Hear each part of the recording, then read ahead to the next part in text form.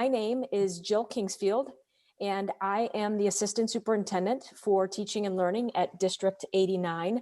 I'm honored to be here with you this evening and to kick off our inaugural, our first ever District 89 Parent University.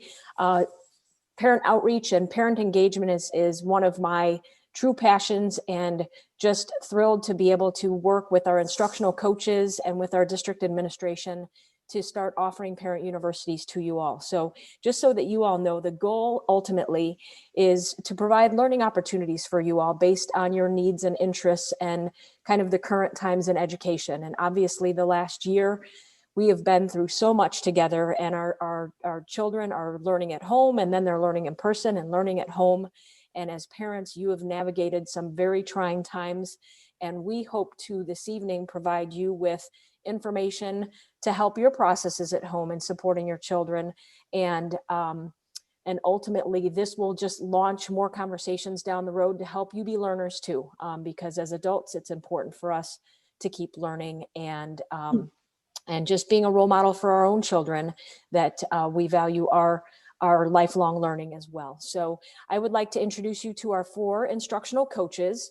Our instructional coaches are all certified teachers. They've taught in the classroom for years, and now what they do is they focus on working with our teachers and providing professional development and coaching in the classroom, coaching outside of the classroom, to help our teachers improve their craft. So we are very fortunate to have these 4 amazing individuals with us this evening that will be presenting. So I have Deb Carroso, who is with us this evening. We have Melissa Cunningham.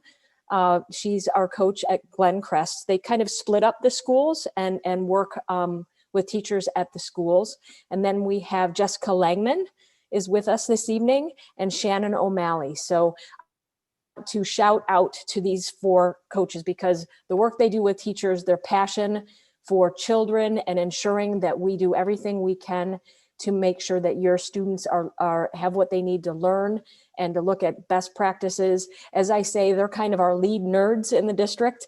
We love that they are just constantly looking for the cutting edge can do to help with curriculum and instruction. So I am going to turn it over to Shannon O'Malley, who is going to get us started. So thank you again for being here this evening and taking some time out. We are recording the session, and we'll post this later on, and keep your comments coming into the chat. We'll continue monitoring that as well. So Shannon, kicking it off to you. Thanks, Jill. Hello and welcome to our first Parent University, everybody. I'm Shannon O'Malley, and I work at Parkview and Westfield School. I'm also a mother to 2 elementary age kids, 3rd grade and 5th grade. So I've been there with you with the dining room table classes with my kids and with our District 89 teachers. Hopefully you'll find tonight helpful as we navigate the school year together. So just some housekeeping things. We can't see you, and so don't worry about any dogs barking or any kids running into rooms. You are good. And the chat is visible by just us, and we're just capturing themes. So throughout this night, please write any questions you have, any successes or any challenges. Some of the successes I'm already seeing are kids are using whiteboards for their to-do list. That sounds like a really cool strategy. Kids are getting their work done every day and not having to be reminded, and are doing it independently. There's some different challenges that hopefully we'll be able to address in some of our day, and a lot of them has to do with kind of scheduling, getting onto all those Zooms, which I know is super challenging. So let me get you started on what we're going to talk about tonight. Next slide, please. So tonight webinar, we will share the power of routines and structures for our children. The panelists will discuss family involvement during in-person, which is synchronous learning, and after school, which is the asynchronous learning time, and the balance to help our students become just more independent, because that's always our goal in schools. You'll hear certain key phrases like periodic family monitoring throughout the school day to cultivate that independence. You'll also hear tips on time and task management using timers and calendars. That'll address some of the things we saw in the chat as being challenges, as we know. We'll provide some discussion questions to promote family discussions at home about after school and how your day was on Zoom kind of thing. And specifically reflecting on self-control and on-task behavior and achievement and respect. And together we'll review some sleep and screen guidelines that can help us make sure our learners are really prepared and ready for school and successful. So to start us off, we're going to have Melissa Cunningham is going to share about the power of routines. So as teachers and parents, we understand the importance of routines, and we recognize that especially during quarantine and remote learning and hybrid learning, that routines can be more difficult to set as students are expected to manage their time and accomplish work independently. With that being said, these are a few reminders that can help us continue to build that structure and consistency in our children's daily schedules.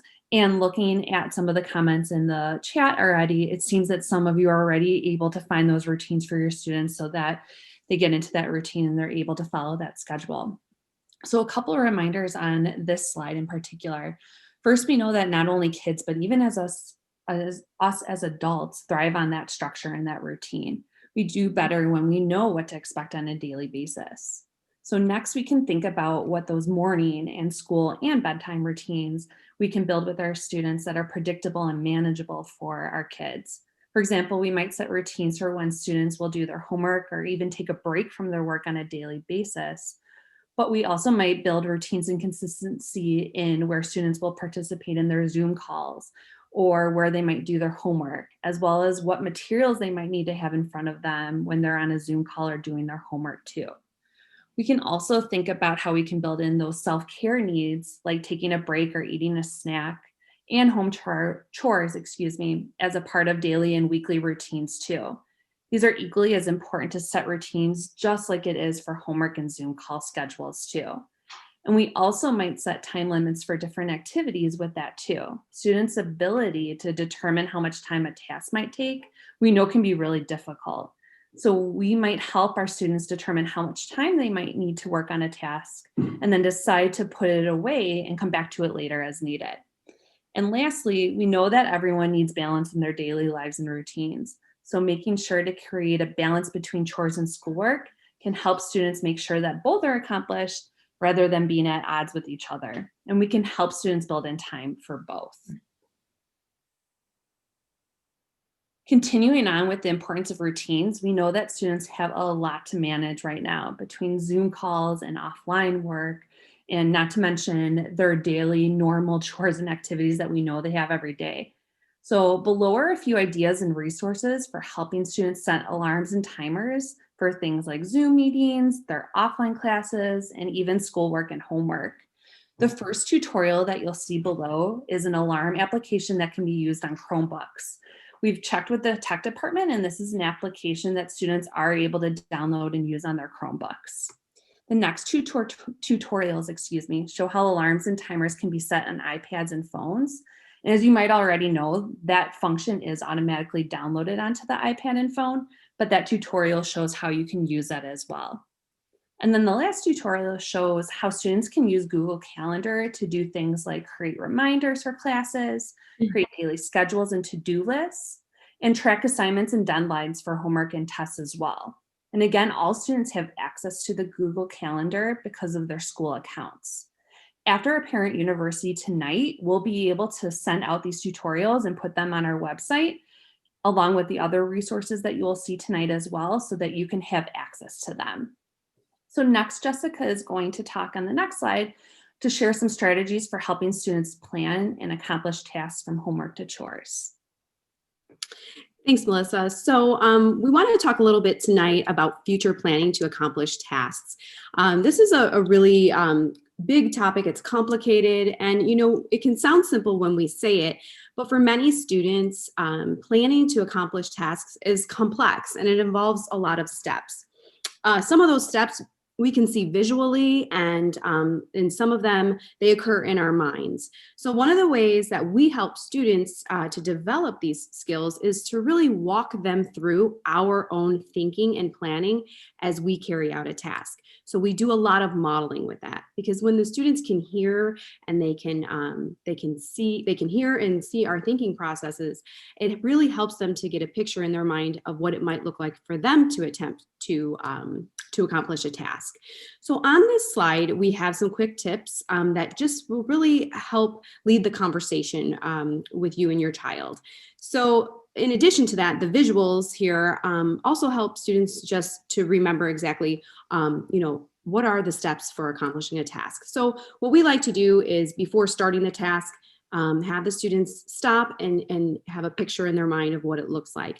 If your child is a visual learner, you might have them draw out a picture.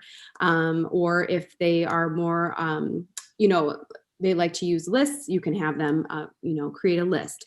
Then next, we like to say, okay, so we've stopped, we've thought about this. What materials are we going to need? And maybe list those out or gather them and set them in the workspace that your child will be working in.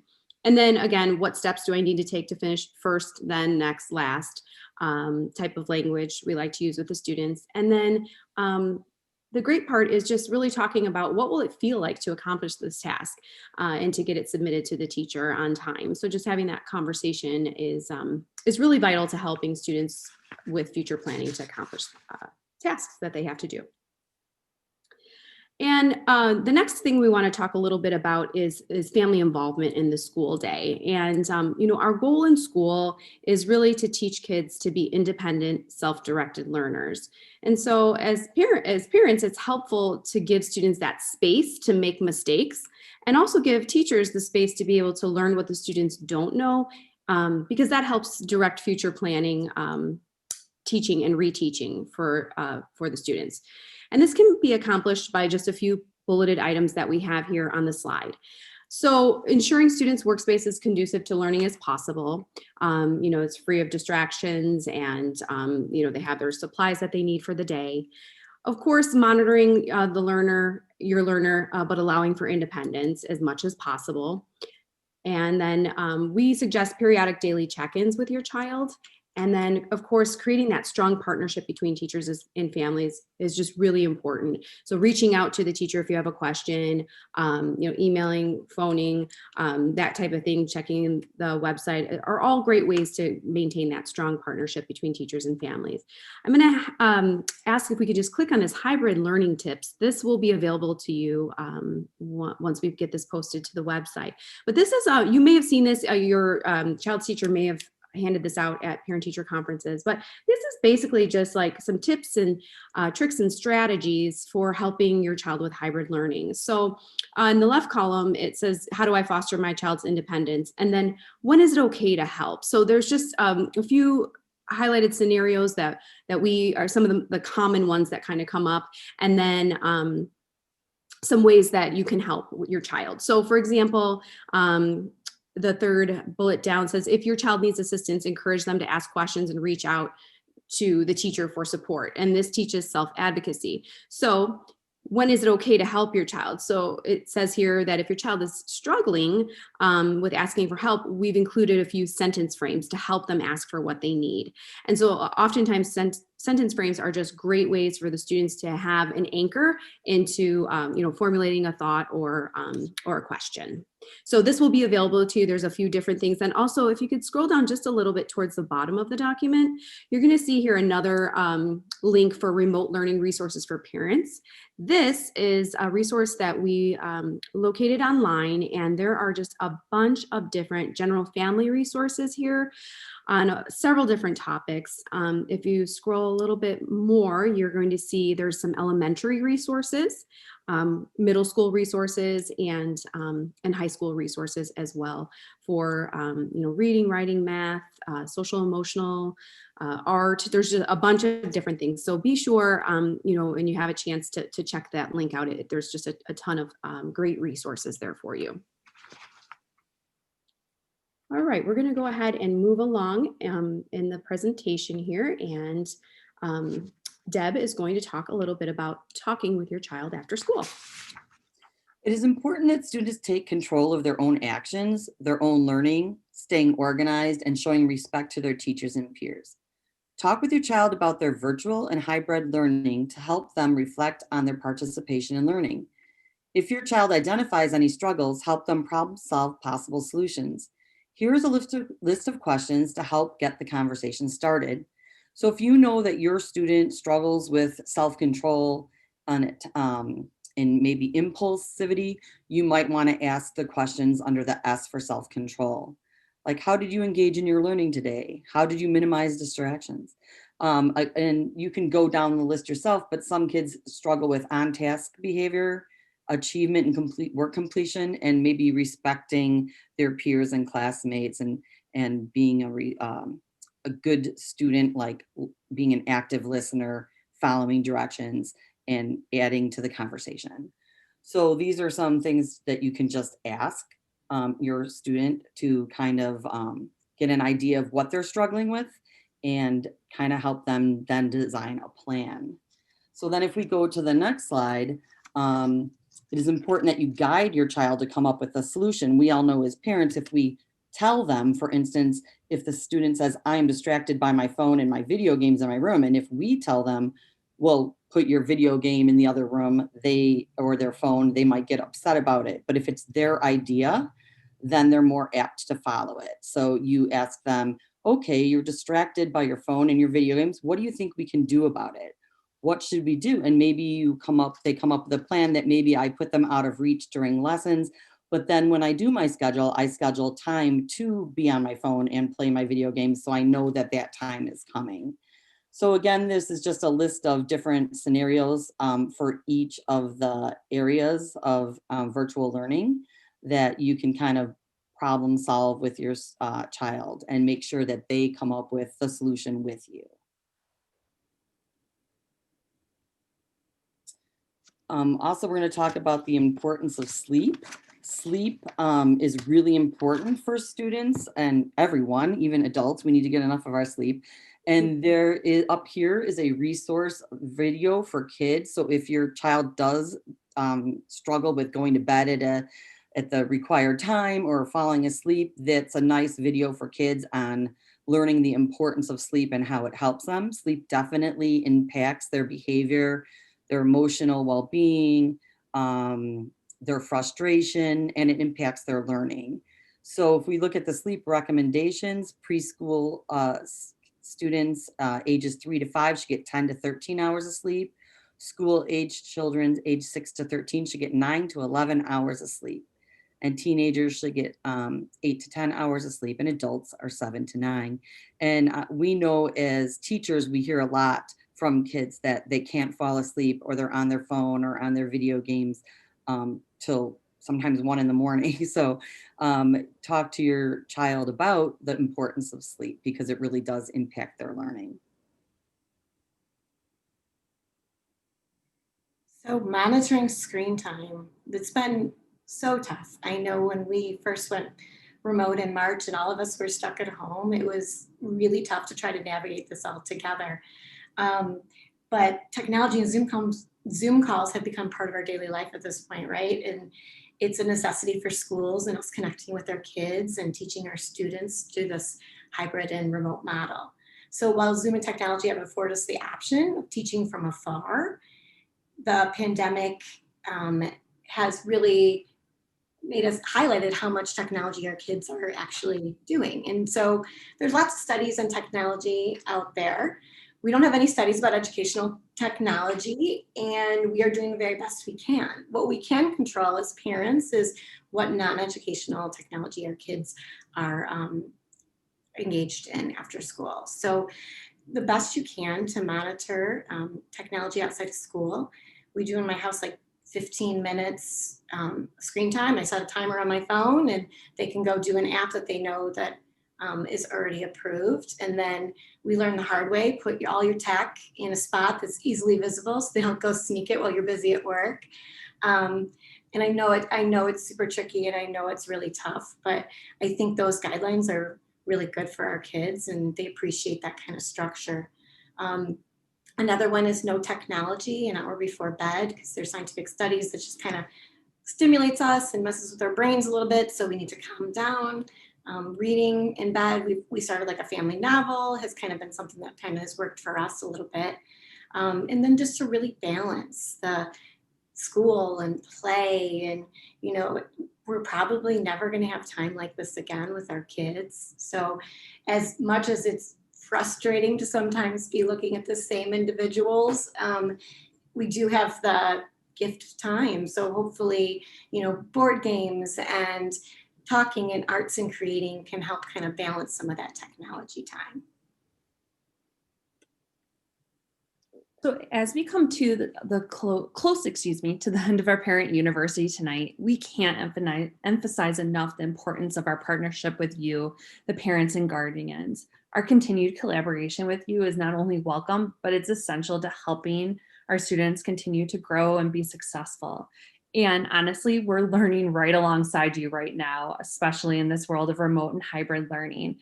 And we can only continue to learn from each other here and share ideas on what's working and what's not, problem solve with you as issues arise, and most importantly, to support one another during this time.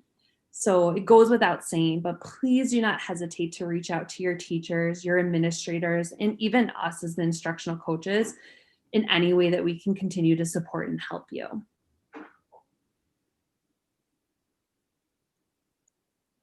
So we wanted to include some additional resources for you. The district website is a great place to get a lot of resources. So we have here on the district website under quick links, you're going to see a ton of information on a variety of topics. Here, there is a link in the PowerPoint. If we can click on that district website, how-to guides. Our LMC staff and ourselves, the instructional coaches and other staff have created a lot of how-to guides here. So these are helpful how-to videos and on a variety of topics. Technology, there's using the Chromebooks, the iPads. If you scroll a little farther down, you're going to see information on Google Classroom, and all of these are how-to guides.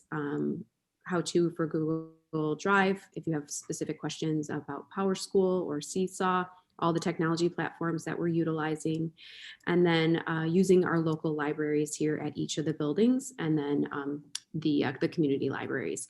So if you haven't checked out the quick links tab on the website, please, take a look at it when you have some time and explore some of the resources that are there.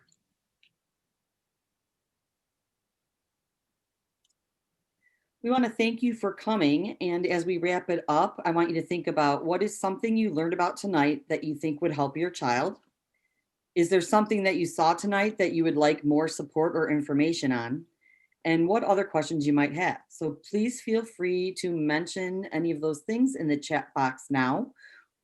We will print out the chat box, and if we can address it now, we will. Otherwise, we will certainly go back to our chat and read it and put together a response to your questions and concerns. And also we will review the chat here and see if we can answer some questions that were already previously posted.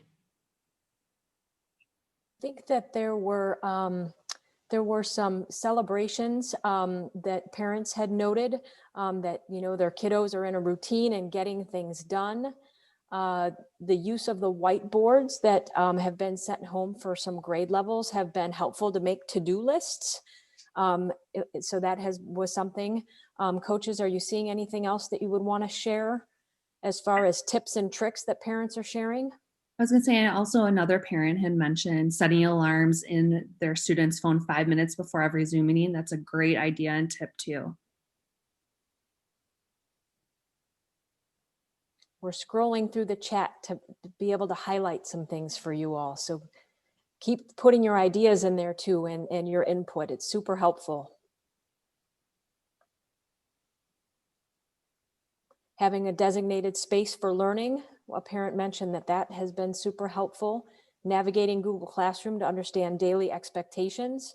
The teacher shares in that success. Another parent had mentioned future meetings, reviewing some of those continual resources on the website. That's definitely something that we could look into too. some challenges that parents mentioned, just the time management, completing assignments, and organization. Hopefully we have, the coaches have shared some ideas for you tonight that might be of help, or some resources that might lead you to some tips and tricks to help you with that. I think, everybody has a little bit of pandemic fatigue at this point. So if your kiddo is still fully remote or even in the hybrid, staying focused, that is definitely a universal challenge right now, I think, for all of us, really. All right, coaches, what else are you seeing? I'm seeing the idea of using Google Calendar for time management, and that definitely can be done. What I've done with students before is actually put the Zoom link in the time. So I saw something about multiple Zooms and multiple specials. So if you copy and paste those, you can add them directly to your child's calendar and then put that as a weekly on Thursday kind of thing. And then their links will be kind of all lined up for you. So that is a great strategy, and that could be really helpful. Yeah, and going along with that too, and I'm sorry if you mentioned this exactly, but with putting those in the calendar too, you can also make it so that it gives the child a 5 or even 10-minute warning when that Zoom pops up. So that's a really nice feature of Google Calendar as well. There was a challenge here listed about keeping kids on the correct websites, and making sure that they're staying on the websites that they need to when they're in school. And one thing that Google Chrome does have an extension called One Tab, which helps to organize the tabs that your child may have up. So one thing you could do, it's a free extension, is download that onto Chrome, and then you can have the tabs open, and those are the tabs set for the day for your child to be navigating between the tabs. I did see one question that popped up here, a comment and a question. Elementary teachers are awesome at differentiating instruction. Are you seeing more whole group instruction this year, or have teachers found ways to still work with small groups or independent students? So any coaches want to jump on that one? What are we seeing? Sure. Yeah, I was just in a classroom today where I was working with a first grade teacher, and we were working on pulling socially distinct groups. So yeah, I think they're trying to make it happen. It's challenging, and there's a learning curve.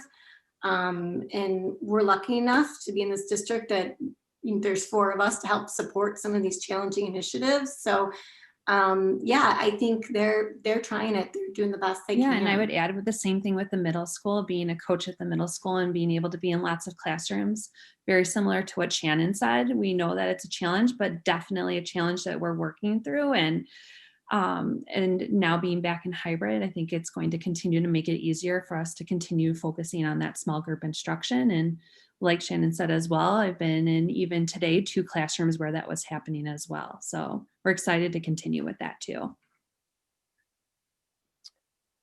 We had a parent that mentioned, finding the balance with their children with the technology has been, because we're using technology so much for learning, and then our kids rely on it depending on their age level for socialization purposes. And so finding alternate, activities to screen time has been a challenge.